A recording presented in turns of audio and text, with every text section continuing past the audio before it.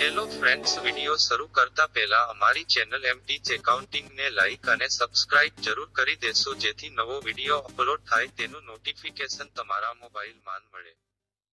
Hello friends, આપણે credit not અને debit નોટના setup કાલે જોયા. આજે ફરીથી નવા સેટઅપ જોશું. હવે ફ્રેન્ડ્સ, એડવાન્સ સેટઅપ આવે છે, એમાં આજે છેલ્લેથી આપણે ચાલુ કરીશું. આજે છેલ્લા 2 પોઈન્ટ કાઢીશું, કાલે બીજા 2 પોઈન્ટ ચલાવીશું. હવે ફ્રેન્ડ્સ, એડવાન્સ સેટઅપમાં પહેલું છે એજ્યુકેશન, એટલે કે તમને દરેક વસ્તુની અહીં ડિટેલ આપવામાં આવશે. તમે જ્યારે પ્રોડક્ટ એડ કરો ફ્રેન્ડ, ત્યારે જીએસટી યુનિટ ને એ બધું આવતું હતું, એનું એજ્યુકેશન તમને અહીં આપવામાં આવશે.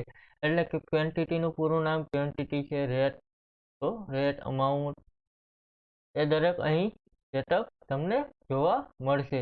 ત્યાર પછી તમારે અહીં ફિલ્ટર તમે મારી શકો, ફંક્શન વેલ્યુ, અથવા તો તમે ફિલ્ટર મારી શકો કે તમારે બીજું નવું એડ કરવું હોય તો એ કરી શકો. એનું ફ્રેન્ડ્સ એટલું કાંઈ મહત્વ નથી, એટલે બહુ એમાં આપણે ઊંડાણપૂર્વક ઉતરશું નહીં. ત્યાર પછી ફ્રેન્ડ્સ, ઓટો નંબર આપેલું છે, તો અહીં તમે તેના એડ કરી શકો કે ઓટોમેટિક નંબર તમારે કેમાં આપવા હોય, દાખલા તરીકે બેંક એકાઉન્ટમાં આપવા હોય તો તમે એ એડ કરી શકો.